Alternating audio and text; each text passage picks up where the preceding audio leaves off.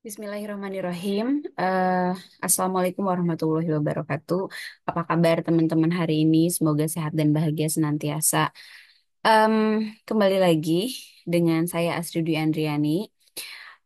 Pada pertemuan kali ini kita akan melakukan pertemuan secara online asinkronus melalui video pembelajaran di YouTube.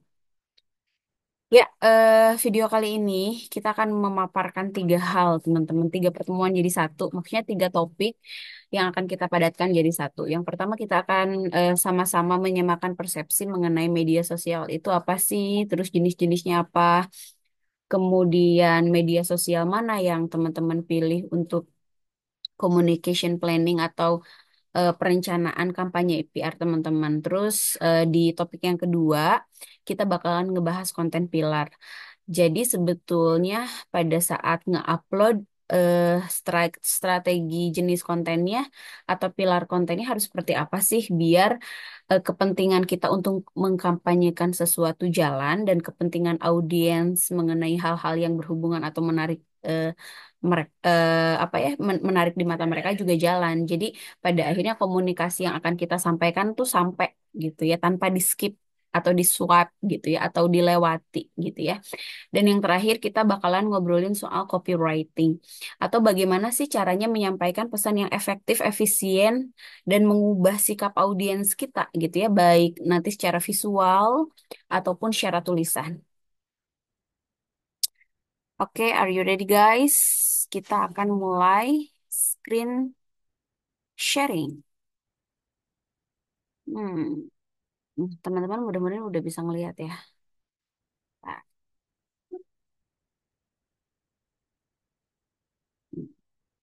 Kita akan mulai teman-teman kita akan mulai sama-sama memahami media sosial secara teoritis gitu ya karena secara praktis saya yakin teman-teman udah lebih paham lah ya, lebih paham, lebih ngulik, lebih apa ya? Lebih jago bahkan gitu ya. Tapi di sini saya ingin apa ya mengingatkan diri saya sendiri sebetulnya ya di depan teman-teman gitu ya. Ini secara teorinya seperti ini. Jadi media sosial pada akhirnya eh, mengubah cara kita berkomunikasi dan berinteraksi. Mungkin pas saya SD dulu teman-teman tahun 90-an gitu ya, saya masih familiar dengan apa ya, dengan surat gitu ya atau dengan wartel. Teman-teman ini nggak sih apa sih pernah nggak sih ngalamin itu wartel atau enggak SMS gitu ya atau telepon gitu ya untuk berkomunikasi saling memberi kabar gitu ya pada akhirnya sekarang bergeser ada media baru gitu ya ada media digital yang jadi pilihan alternatif cepat dan canggih pesan teksnya nggak lagi 3 hari kayak surat tapi real time gitu teman-teman ya pada akhirnya jenis media sosial ini menawarkan berbagai cara untuk terhubung dengan orang lain berbagai informasi dan mengekspresikan diri. Ya, teman-teman ada banyak banget jenisnya. Nah, ini teman-teman nanti silahkan pilih gitu ya untuk di communication planning atau di perencanaan kampanye PR nanti teman-teman mau jenis pilih media sosial seperti apa. Media sosial itu tempat kita nongkrong, tempat kita berbagi pesan gitu ya, berbagi informasi dan berkomunikasi. Nah, ternyata ada ininya nih teman-teman, ada jenisnya media sosial berbasis teks gitu ya. Yang pertama gitu ya forum atau platform berbasis teks yang memfokuskan pada diskusi di berbagai dan berbagi pendapat gitu ya.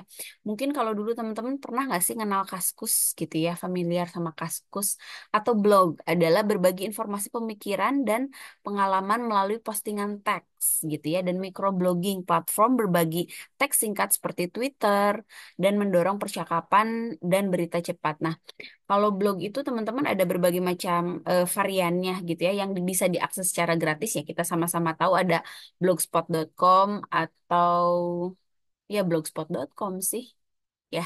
Kemudian kalau microblogging tuh kayak Twitter gitu ya. Biasanya mereka Twitter tuh dibatasin teksnya gitu ya. Kalau sekarang disebutnya X karena udah diambil alih sama Tesla. Nah, jadi teman-teman nanti kalaupun misalkan perencanaan PR-nya pengen apa ya, pengen berbasis teks, boleh nanti dirancang di blog atau microblogging kayak X gitu ya. Kemudian ada juga eh, media sosial berbasis foto. Nah, kalau teman-teman nanti memang ada apa ya perencanaan PR-nya, kampanye PR-nya, emang ada apa ya nge-share foto, desain grafis yang bentuknya visual, teman-teman bisa share di Instagram. Instagram kita sama-sama tahu platform berbagi foto dan video dikenal dengan estetika visual dan filternya.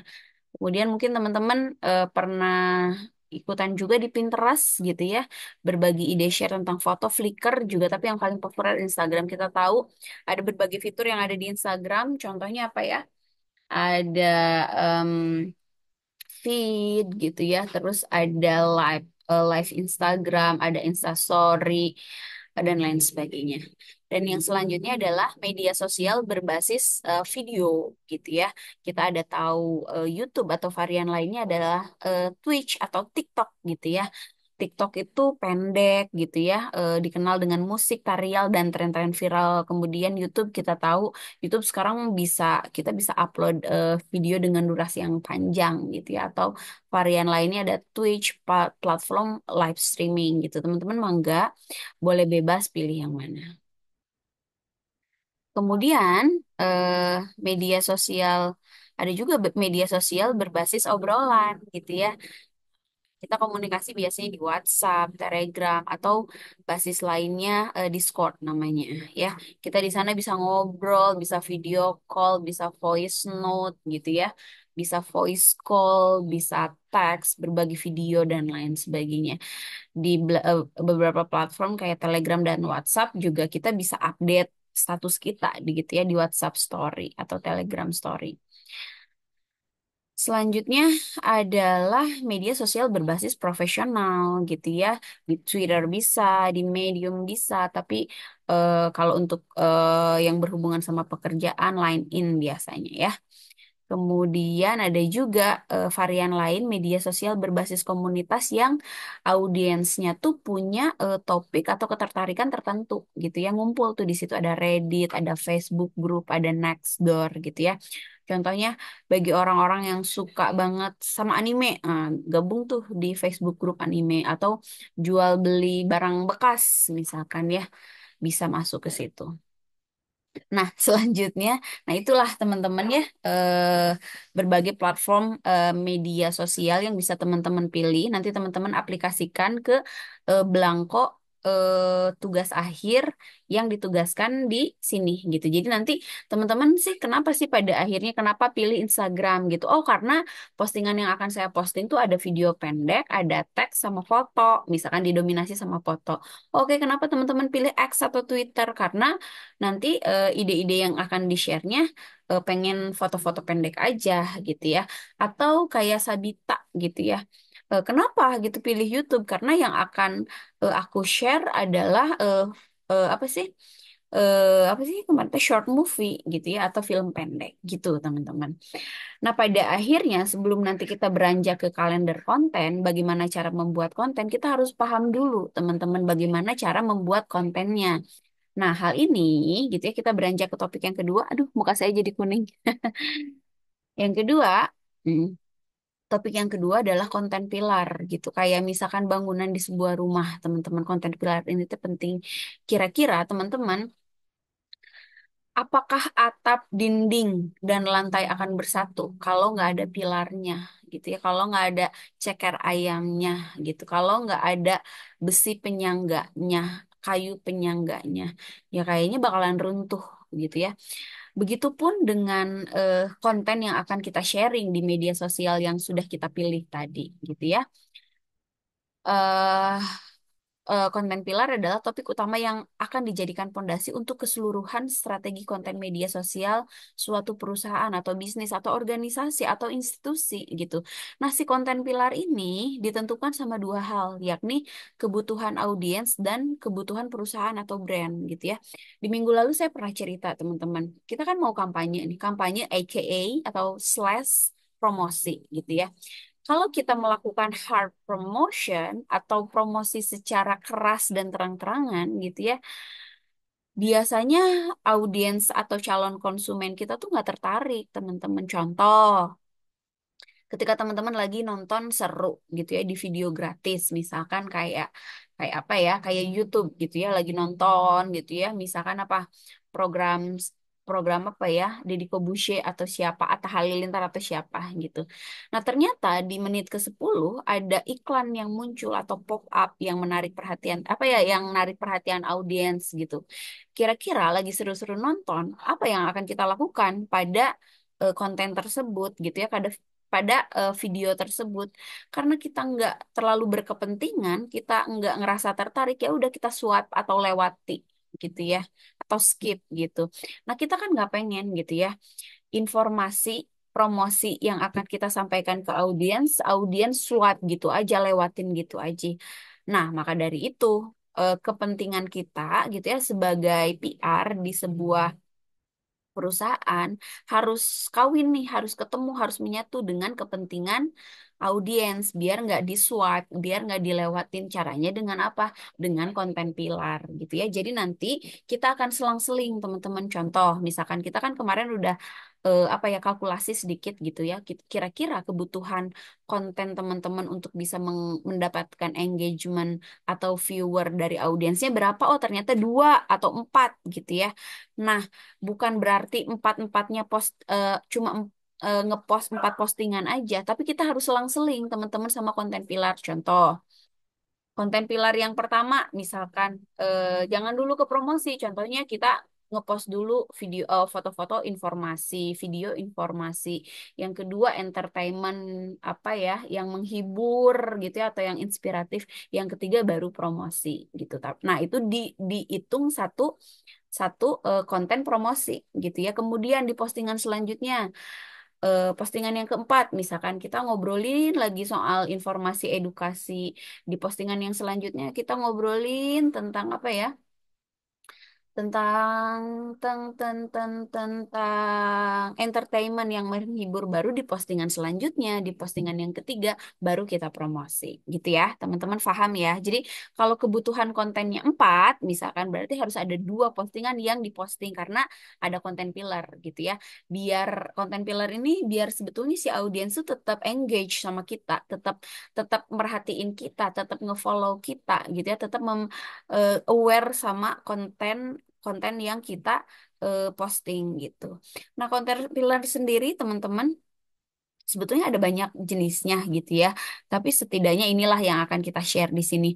Ada promotional, ada entertainment, ada education, ada conversational, atau nanti ada engagement ya teman-teman. Promosi itu nanti kita justru poin utamanya di sini nih, di promosi. Promosi itu apa sih? Promotional content atau konten promosi ditujukan agar follower tertarik. Nah, pada akhirnya membeli produk atau layanan perusahaan gitu ya. Entah itu kan kemarin dibagi 3 ya teman-teman kampanye itu. Yang pertama ada ide, yang kedua ada produk, yang ketiga ada personal gitu. Nah, harapannya dengan konten promosional ini gitu ya, kita bisa mengubah gitu ya sikap atau perilaku audiens, biar satu, membeli produk barang dan jasa kita kalau yang ditawarkannya produk. Dua, mengikuti gerakan yang kita kampanyekan kalau jenisnya ideologi. Tiga, gitu ya, mengikuti gitu ya, apa ya, mengikuti tujuan kita pada saat memperkenalkan persona gitu ya. Misalkan kalau sebagai personal kita jualnya adalah suara sebagai penyanyi, berarti mereka ngedengerin. Tapi kalau misalkan sebagai personal yang kita jual itu adalah misalkan calon pemimpin daerah, berarti ngevote tuh, memilih gitu ya. Jadi ada perubahan sikap gitu ya, si audiens tuh melakukan apa yang kita pengen gitu ya. Nah, contohnya ini mah direct selling gitu ya, bener-bener konten promosi. Contohnya Galaxy Tab S6 Lite gitu ya. Nah, di sana dia memperkenalkan fitur pennya gitu ya. Fitur pen tuh apa sih? Pensilnya gitu ya. Tuh, with S Pen in the box is a reliable companion to play, work, and learn gitu ya. Jadi dia memperkenalkan ternyata si pensil yang ada di tabnya tuh nyaman, ergonomis gitu ya, dan lain sebagainya. Selanjutnya adalah, nah, Ketika kita udah ngepost gitu ya konten promosi, di postingan selanjutnya kita jangan ngepost lagi konten promosi teman-teman karena si audiens atau si follower kita bakalan jenuh. Nah, kita selingin lagi sama konten pilar entertainment. Audiens biasanya suka membaca atau mendengar cerita-cerita yang menghibur dan inspiratif. Dengan ini, entertainment content bisa menyajikan berbagai cerita lucu, konten meme, quiz, dan giveaway yang bertujuan supaya brand lebih engage, lebih melekat gitu ya, lebih ada interaksi sama followernya. Karena teman-teman coba jujur deh, tujuan teman-teman datang ke media sosial apa sih gitu ya? Salah satu tujuannya untuk selain informasi, edukasi, tujuan media sosial itu adalah untuk entertain, untuk kita keluar dari dunia nyata yang begitu kejam, mencari hiburan, bener nggak? Nah, maka dari itu konten-konten entertain yang ringan, menyenangkan dan menghibur biasanya apa ya akan sangat menarik gitu ya. Contohnya ini nih si Netflix nih, ini Instagram Netflix. Ada captionnya, majikan selalu benar. Kita di mata orang lain versus kita di mata Anabul gitu ya. Anabul tuh biasanya binatang piaraan yang disebutnya majikan. Kayak gitulah ya. Kemudian, nah, educational gitu ya. Yang ketiga, nah kita selingin lagi, jangan langsung promosi lagi. Misalkan kita selingin lagi sama educational gitu ya, atau mengedukasi. Suatu produk harus memiliki nilai tertentu yang dianggap penting oleh audiens. Saat perusahaan mengeluarkan produk atau layanan, mereka perlu memberikan konten-konten edukasi tentang fitur, manfaat, dan bagaimana produk tersebut dapat menyelesaikan masalah customer. Nah, nanti edukasinya itu bisa yang berhubungan dengan produk atau ide kampanye yang kita sharing. Tak hanya itu, akan lebih baik jika perusahaan juga membuat konten yang tujuannya berfokus untuk mengedukasi pembaca tentang hal-hal yang relevan gitu. Contoh, misalkan ya, ini nih channel YouTube-nya ah ah Refs gitu ya. Dia ngomongin soal apa ya hal-hal yang berkaitan dengan CEO. Nah, di konten edukasinya dia ngobrolin gitu bagaimana caranya menjadi CEO atau pimpinan perusahaan untuk pemula gitu. Nah, ini yang terakhir nih. Diselingin lagi sama konten engage. Engagement dimaksudkan untuk menarik keterlibatan audiens secara aktif dalam konten. Nah, caranya adalah dengan membuat konten yang relate, menghibur, namun tetap sejalan dengan identitas brand yang kita kampanyekan gitu ya. Kamu bisa menerapkan jenis konten pilar ini dengan mengadakan challenge, giveaway, atau hanya tanya jawab dengan audiens. Misalnya menanyakan produk mana yang paling disukai audiens, this or that, misalkan kayak gitu. Nah, baru setelah engage ini kita balik lagi ke konten promosional gitu. Paham gak sih teman-teman? Jadi promosional dulu, terus entertainment, education, engage, balik lagi ke apa? Promosional terus aja kayak gitu biar si audiens tuh ya udah tetap tetap stay sama kita gitu ya. Clear itu untuk apa ya konten pilar kita akan beranjak ke topik selanjutnya copywriting gitu ya. Bagaimana nanti kita mengemas pesan gitu baik secara visual, video maupun teks di caption gitu ya secara optimal dan terencana gitu biar apa? Biar pesan komunikasi yang ingin kita sampaikan ke audiens atau follower kita bisa tersampaikan dengan baik. Jadi, what's the meaning of copywriting? Copywriting adalah segala aktivitas penulisan yang bertujuan untuk menjual produk kepada konsumen. Dalam hal ini adalah mengkampanyekan ide gagasan, persona, atau produk jasa kita kepada follower kita atau kepada konsumen. Nah, pada akhirnya siapa orang yang membuat copywriting disebut copywriter. Tugas seorang copywriter adalah mengolah data dan menyelaraskan ide dengan strategi kreatif periklanan yang mengacu pada tujuan produk jasa yang hendak diiklankan. Ya intinya mah si audiens tuh nurutin lah apa yang kita mau. Kalau kita ngejual produk dia beli gitu ya. Kalau kita mengkampanyekan gerakan dia ikut. Kalau kita menjual dalam tanda petik personal branding seseorang, pikirannya jadi berubah jadi suka sama persona yang kita jual atau tawarkan. Nah, good copywriting tuh seperti apa gitu ya. Jadi nanti ini akan jadi panduan teman-teman bagi teman-teman untuk nanti bikin caption. Nah, captionnya harus seperti apa? Copywritingnya yang pertama, copywriting yang baik adalah mendapatkan perhatian, meyakinkan dan merubah sikap. Tujuan dari kita bukan cuma mendapatkan perhatian aja, tapi merubah sikap gimana caranya sih si konsumen tuh jadi suka sama kita, jadi ngikutin kita, jadi beli produk barang kita. Copywriting ini nanti di headline tuh penting banget karena apa? Kesan pertama tuh penting banget. Nah, biasanya si audiens tuh cuma punya waktu 5 detik aja untuk memutuskan baca lebih lanjut atau enggak eh dari copywriting kita gitu ya. Jadi judul tuh atau headline tuh penting banget karena audiens biasanya cuma butuh 5 detik pertama untuk memutuskan dia tuh akan ngeklik lebih lanjut nggak konten-konten kita atau di swipe aja, dilewatin aja gitu ya. Kemudian nanti sebaiknya dikemas sesimpel mungkin, dibuat agar dimengerti oleh audiens karena komunikasi yang baik adalah komunikasi yang komunikatif gitu ya. Yang komunikatif itu yang seperti apa? Yang pesannya sampai dan dimengerti oleh audiens gitu ya. Jadi nanti penting banget nanti teman-teman kita eh, nargetin sasaran audiens kita siapa gitu ya. Karena nanti pasti beda gitu ya. Jadi jangan sampai nanti ada kata-kata jelimet yang nggak dimengerti sama audiens, kayak istilah teknis kedokteran yang nggak dimengerti sama audiens ya kan. Kalau misalkan target sasarannya bukan dokter ya ngapain gitu. Contohnya seperti itu ya.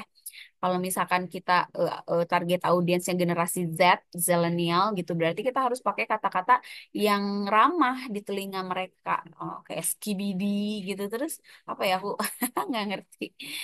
Selanjutnya adalah sebaiknya, nah sesimpel mungkin, nah ini ada double. Terus sebaiknya ringan, fokus, spesifik, personal, conversational, original, dan imajinatif. Ya, jadi nanti jangan out of topic gitu ya. Nah, pada umumnya teman-teman gitu ya. Nah, di sini ada beberapa elemen nih, beberapa elemen copywriting gitu ya. Ada headline, over headline, ada sub headline. Nanti kita belajar itu tuh apa. Ada body copy gitu ya, ada caption, ada blurbs gitu ya, ada boxes and plans, ada slogan, tagline atau logo types.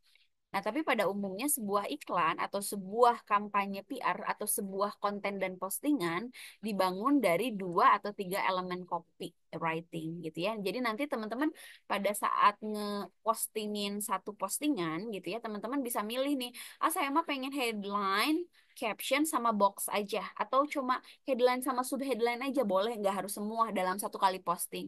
Ah saya mah pengen headline sama body copy aja boleh gitu ya, nggak harus semuanya. Dan sebetulnya apa sih headline gitu ya?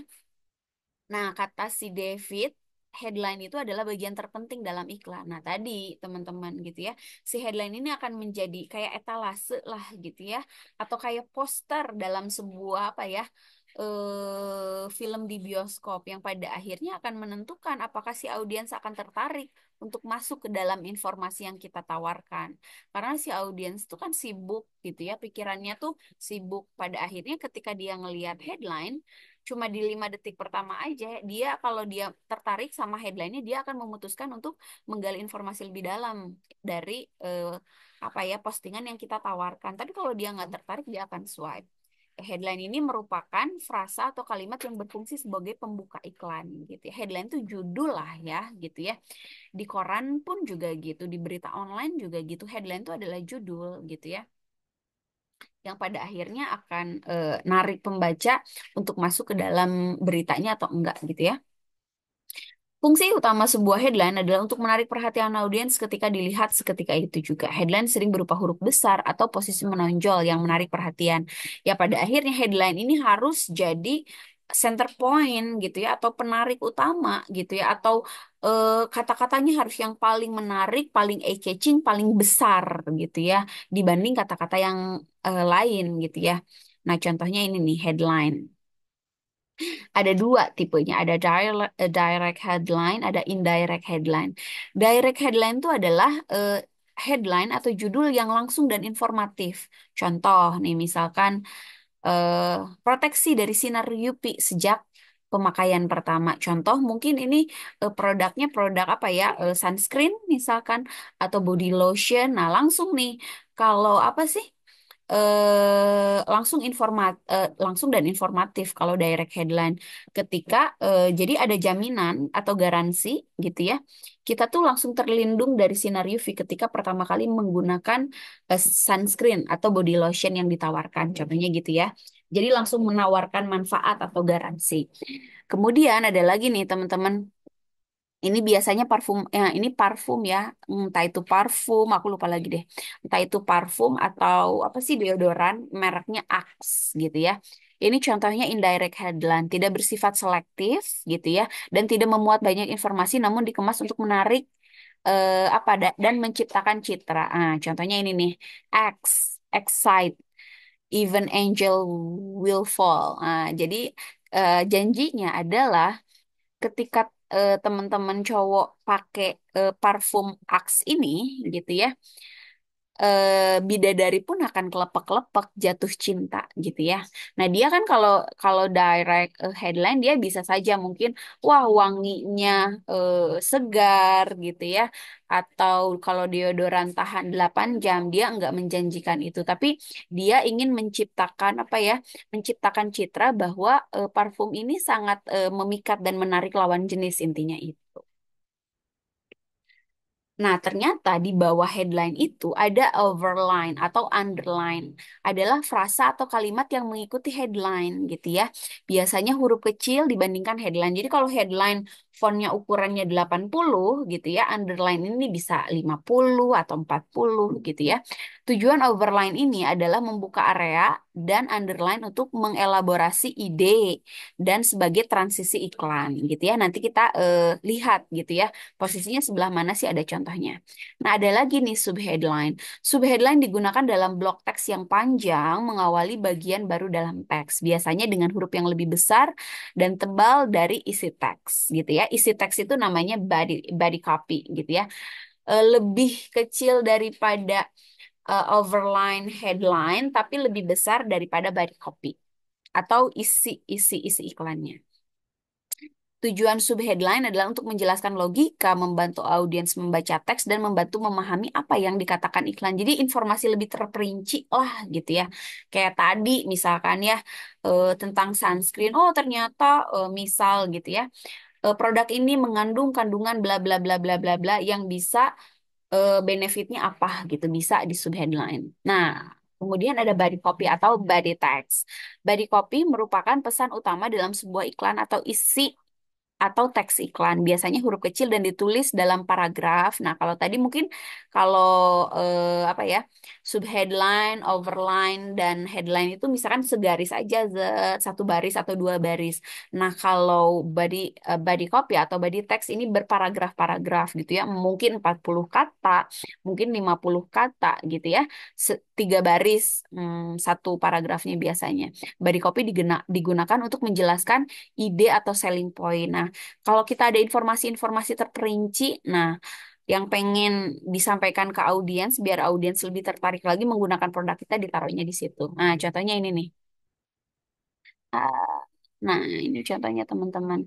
Nah, di sini ada overline. Nah, ada headline. Headline-nya ini Trim Kapita Plus. Nah, ada overline untuk masa depan tercinta berinvestasilah. Nah, di bawahnya ini produk reksadana terbaru. Nah, ini sub headline gitu ya. Dari Trimega Security dengan return lebih optimal plus asuransi. Nah, di sini ada sub headline-nya. Grow your asset with Trim Capital Plus. Nah, ada juga slogan teman-teman. Your partner in capital market. Tagline sama slogan. Nah, ini nih kita lihat.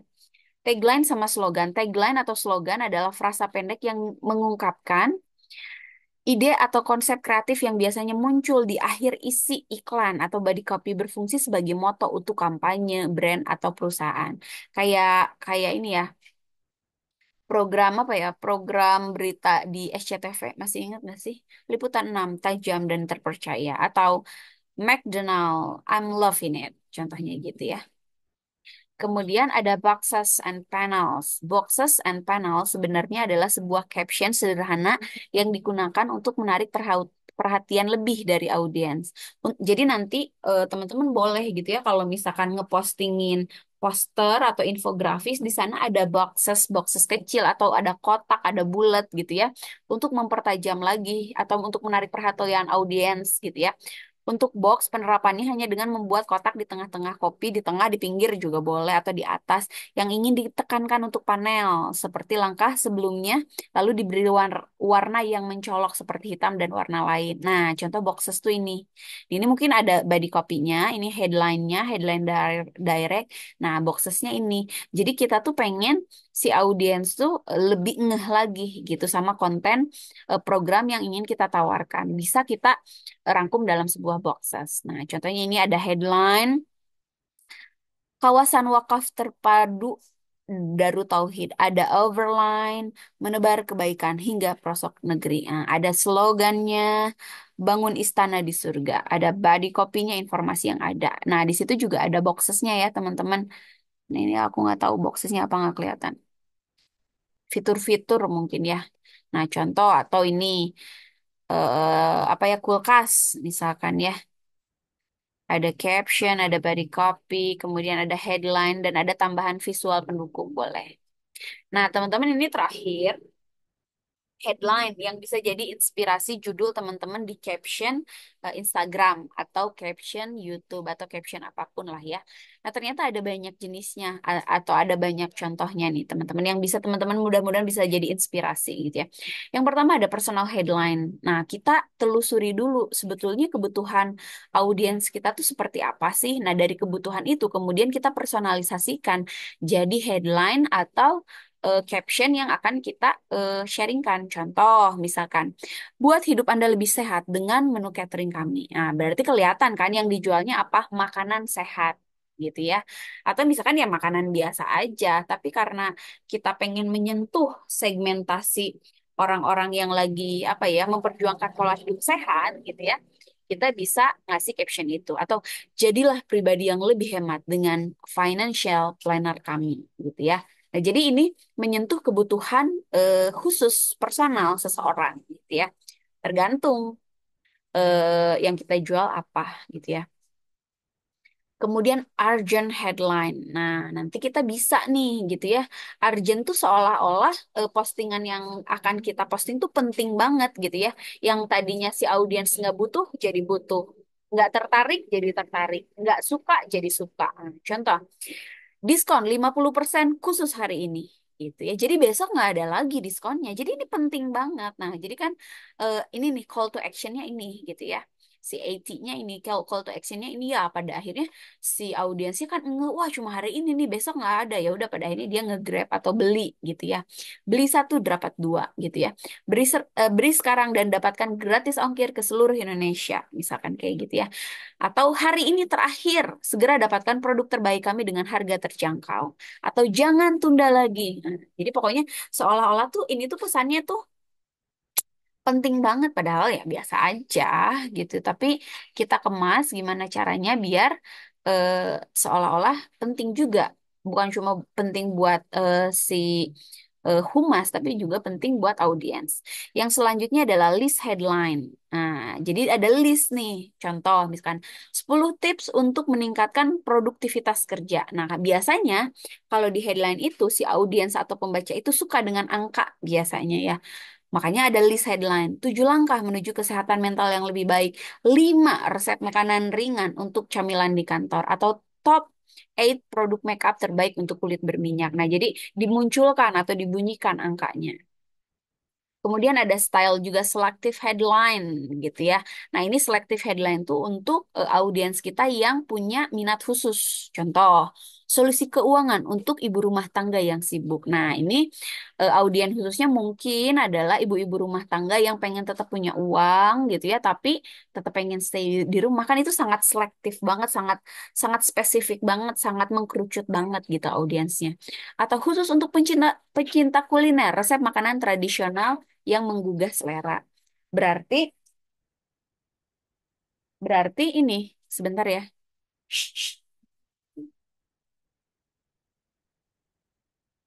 Kemudian, contohnya adalah pecinta kuliner gitu atau teknologi terbaru untuk generasi milenial. berarti selected audiensnya ya generasi milenial sama pecinta kuliner dan ibu rumah tangga. Kemudian curiosity headline. Nah, kita ngebangun sebuah judul di sebuah caption tuh untuk memancing rasa penasaran seseorang. Nah, caranya gimana? Misalkan, mengapa bisa pakai kalimat tanya boleh gitu. Mengapa 90% orang orang salah menggunakan produk ini? Nah, kan jadi kita tertarik, emang apa yang salah ya dengan menggunakan skincare ini atau menggunakan alat ini gitu ya? Atau misteri di balik fenomena alam ini akan membuat Anda terkejut. Nah, berarti kan ada garansi ya. Atau saya penggemar ini spoiler film, teman-teman. Wah, ada judulnya tuh tapi nggak clickbait gitu ya. Judulnya tuh kayak gini. Film paling plot twist atau film paling mind blowing. Nah, biasanya saya klik tuh. Terus bisa pakai kalimat tanya lagi. Bagaimana seorang guru musik mengubah hidup siswa-siswinya? Nah, berarti kan ada garansi tuh, ada sisi humanis di situ mengubah hidup. Biasanya inspirasional gitu ya. Atau mengapa produk ini lebih baik daripada pesaing? Nah, jadi kita biasanya pengen ngeklik tuh. Kemudian benefit headline. Benefit headline itu adalah di judul udah disertakan kalimat-kalimat garansi bahwa manfaat apa sih yang akan pada akhirnya di apa ya didapatkan oleh konsumen ketika menggunakan produk barang dan jasa tersebut. Contoh, produk anti-aging terbaik untuk kulit Anda. Atau beli sekarang, nikmati kesehatan lebih baik. Atau hemat waktu dan uang dengan layanan pengiriman langsung ke pintu Anda. Nah, misalkan contohnya ekspedisi gitu ya, atau kirim paket. Ada lagi news headline atau headline atau judul yang berhubungan sama berita yang lagi populer. Contohnya penemuan baru, planet mirip bumi ditemukan di galaksi terdekat atau skandal keuangan terbesar dalam sejarah. CEO perusahaan multinasional ditangkap gitu ya atau final Piala Dunia 2022. Argentina versus Prancis, siapa yang akan berjaya di Qatar? Nah, itu kita bisa pakai headline. Nah, ini yang terakhir, teman-teman, adalah gimmick headline. Jadi kita bikin headline atau judul yang menarik perhatian konsumen dengan permainan kata-kata, teman-teman ya. Pakai gimmick lah ya, kayak artis-artis itu. Hanya 24 jam produk laris dengan harga fantastis. Itu kan enak ya. Ada rima yang sama. Terlaris fantastis kayak pantun gitu ya. Jadi lebih enak. Rahasia di balik kecantikan selebriti, produk ajaib yang membuat kulit bersinar. Ini kan sebetulnya hiperbola, teman-teman ya. Ya nggak mungkin juga kulit yang kita miliki kayak bohlam lampu bersinar. Maksudnya itu berseri, alami, lebih cerah maksudnya. Tapi dengan gimmick ya nggak apa-apa gitu. Hiperbola dilebih-lebihkan, lebay gitu ya nggak apa-apa. Untuk menarik perhatian audiens. Atau klik di sini dan temukan hadiah misterius. Nah itu boleh. Kemudian style selanjutnya adalah inspirational headline. Nah, atau headline yang menginspirasi seseorang sehingga pada akhirnya mereka tertarik atau terdorong gitu ya untuk engage atau melakukan kontak dengan produk yang kita tawarkan. Jadilah penerus perubahan, mulailah dari sekarang. Atau bukan hanya mimpi, cara mengubah ide menjadi kenyataan. Kisah inspiratif dari anak jalanan menjadi pengusaha sukses. Itu biasanya orang tuh seneng gitu sama cerita-cerita inspiratif. Kemudian command headline. Wah, ini mah perintah headline-nya tuh yang kayak koersif gitu loh, teman-teman. Agak maksa, agak memerintah gitu ya. Contohnya, donasikan sekarang untuk membantu anak-anak yang membutuhkan. Daftar sekarang dan dapatkan diskon 20%. Atau unduh aplikasi kami dan nikmati kemudahan berbelanja. Nah, jadi ada kalimat-kalimat perintah di situ. Ada donasi, ada daftar, ada unduh gitu. Atau lakukan sekarang. Kalau bukan kita, siapa lagi? Kalau bukan sekarang, kapan lagi? Kalau nggak dimulai dari hal kecil, dari mana lagi? Nah, contohnya kayak gitulah. Teman-teman pasti lebih pintar. Kemudian teman-teman yang bisa pilih adalah versus headline. Nah, ini juga bisa diaplikasikan di konten pilar edukasi, inspirasi, entertainment gitu ya atau engagement gitu enggak. Juga bisa diaplikasikan di konten pilar promotion gitu ya. Versus headline, contoh iPhone versus Android, mana yang lebih baik? Nah, jadi orang-orang yang penasaran pasti akan klik. Atau gym versus yoga, mana yang lebih efektif untuk menurunkan berat badan? Atau testimonial headline. Ini headline-nya yang mengandung testimoni atau komentar gitu ya dari audiens atau pemirsa sejenis lah gitu ya. Pelanggan kami berbicara, produk ini benar-benar mengubah hidup saya. Atau kisah sukses, berat badan saya turun 10 kilo dalam 2 bulan dengan diet ini. Contohnya kayak gitu ya teman-teman. Kemudian ada statistik headline. Nah, jadi ada survei mungkin ya. Misalkan 9 dari 10 pelanggan puas dengan layanan pelanggan kami. Atau 7 dari 10 menggunakan produk kami. Contohnya kayak gitulah teman-teman. That's all dari saya, teman-teman, kita akan beranjak ke borang atau formulir yang akan teman-teman isi di tugas akhir mata kuliah yang didampingin sama saya, gitu ya. Jadi teman-teman perhatiin, nanti saya via ketua kelas gitu ya, nge-share PPT-nya nanti di-share, kemudian lembar ujiannya nanti di-share. Nah, nanti lembar ujiannya seperti ini, teman-teman. Buatlah communication planning atau kampanye public relation di media digital dengan menggunakan format di bawah ini. Teman-teman bisa masukin identitas teman-teman dulu gitu ya, dan nggak boleh ditulis tangan ya, nanti diedit aja karena formatnya Word. Nama, kelas, sama NIM, oke, clear ya itu informasinya. Kemudian di poin yang kedua adalah identitas profil perusahaan. Nah, teman-teman silahkan deskripsikan secara singkat sejarah dan profil perusahaan teman-teman. Atau gitu ya, juga boleh mendeskripsikan produk, barang, atau persona atau ide kampanye yang teman-teman apa sih ingin promosikan gitu ya. Tapi jangan lupa kita tuh ada di balik sebuah institusi apa sih? Boleh institusi, boleh lembaga, boleh perusahaan, boleh komunitas gitu ya. Diceritain dulu komunitasnya, terus diceritainnya programnya apa gitu ya. Kemudian kita beranjak ke nomor 3 adalah program kampanye PR. Nah, teman-teman silahkan di sini tuliskan jenis kampanye PR yang teman-teman pilih. Nah, kalau produk, lebih spesifik lagi. Produknya produk apa? Produk barang atau jasa? Atau persona? Gitu ya, persona tuh diri gitu yang dijualnya. Atau ide atau ideologi. Nah, teman-teman tulis aja ide gitu. Atau tulis aja personal. Atau tulis aja produk jasa atau produk barang. Oke, clear ya? Kemudian nama programnya apa? Kemudian deskripsikan secara singkat programnya apa. Oke, clear. Kemudian di bagian C kan tadi. Sekarang masih di program di bagian D. Latar belakang masalah. Nah, ini yang kita kemarin simulasiin pas coaching masalah versus potensi kita. Jadi masalah sebenarnya apa sih yang pada akhirnya kenapa sih kampanye ini teh penting berasal dari masalah kan? Dan kemudian potensi apa yang dimiliki tim PR kita atau kita selaku PR. Nah, kemudian analisis tuh, analisis SWOT poin-poinnya apa aja. Secara internal yang ada di dalam diri kita atau yang ada di dalam produk kita ada dua.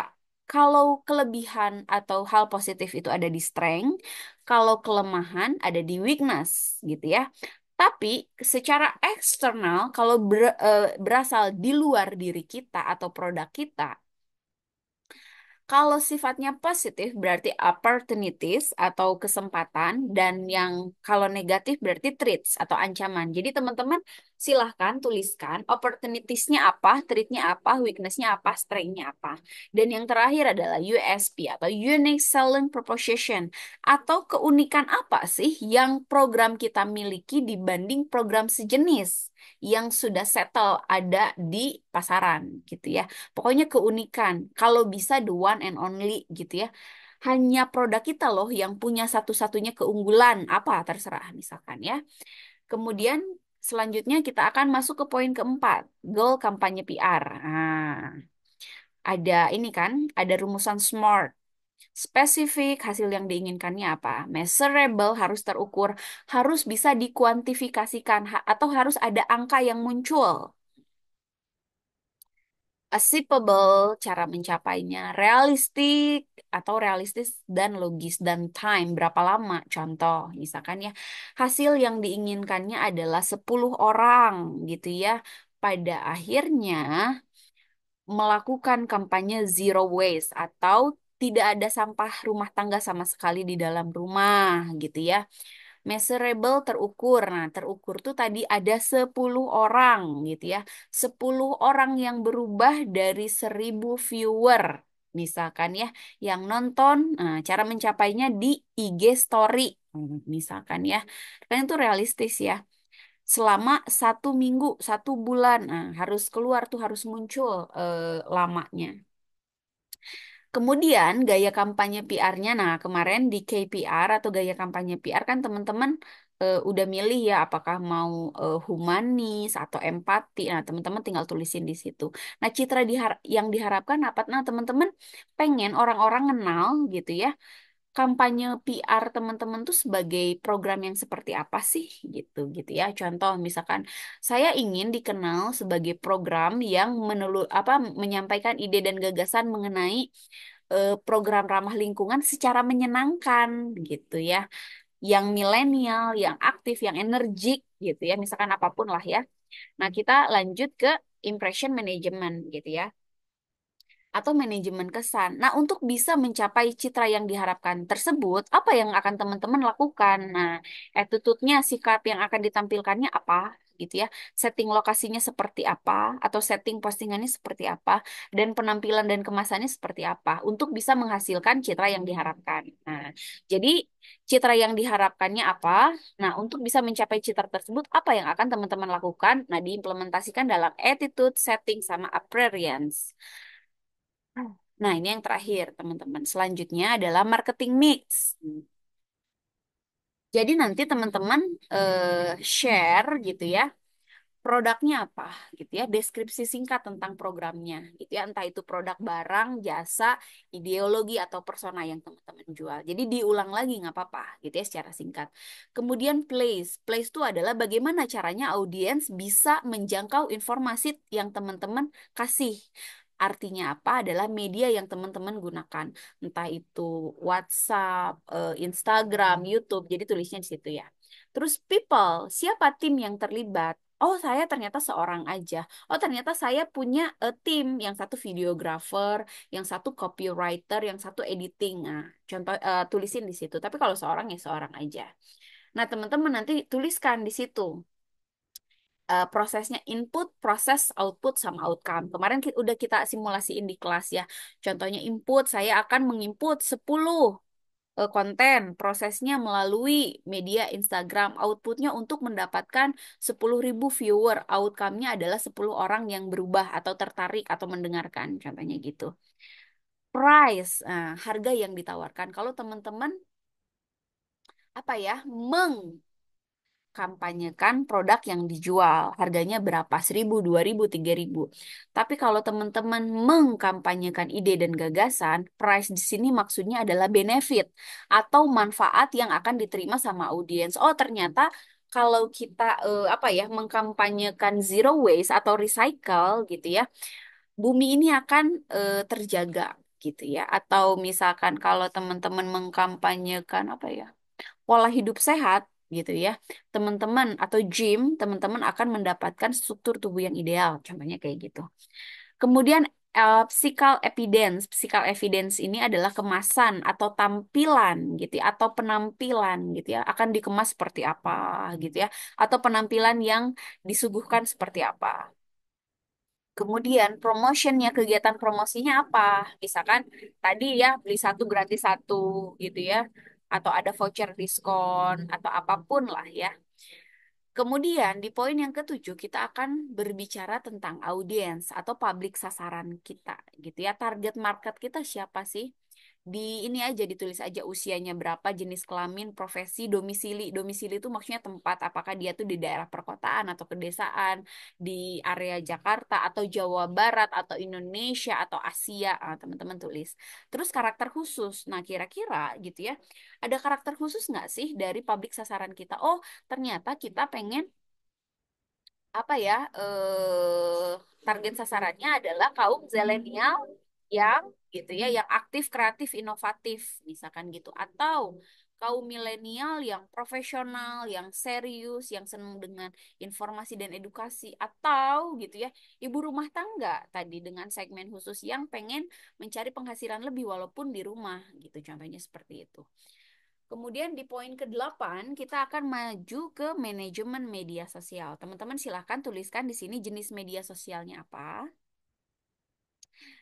Jenis media sosial, contoh YouTube. Nah, YouTube aja tulis di situ YouTube. Kemudian karakter media sosialnya seperti apa? Karakter media sosial, oh YouTube dapat memuat video panjang gitu ya, karena konten yang akan saya sharing gitu ya, yang akan saya rencanakan kayak Sabita adalah short movie. Nah, contohnya gitu.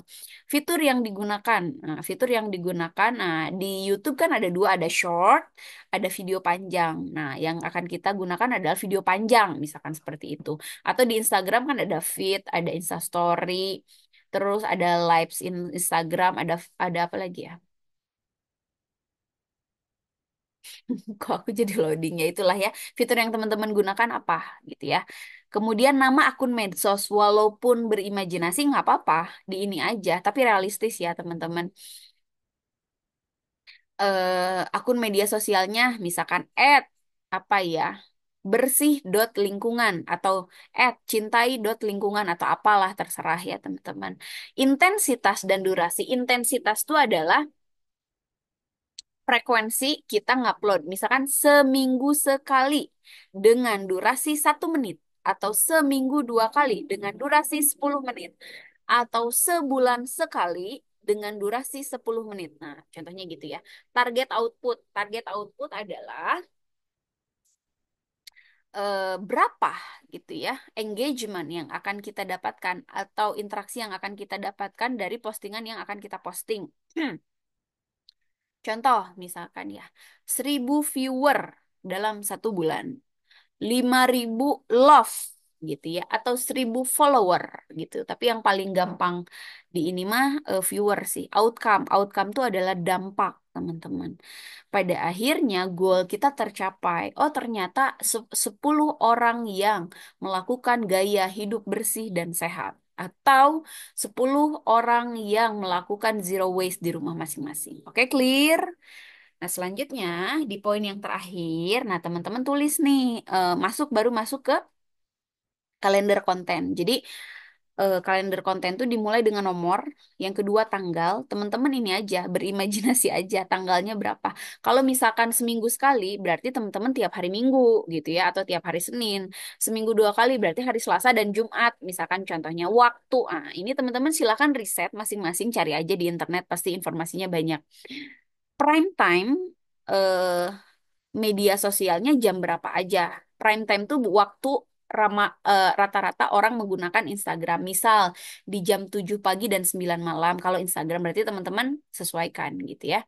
Kemudian jenis copywriternya apa nih teman-teman? Tadi mungkin copywriternya jenisnya cuma dua doang, headline sama body text boleh. Atau tiga, headline, subheadline sama body text boleh. Atau headline, body text sama slogan ya boleh. Nah, teman-teman tulisin aja di situ.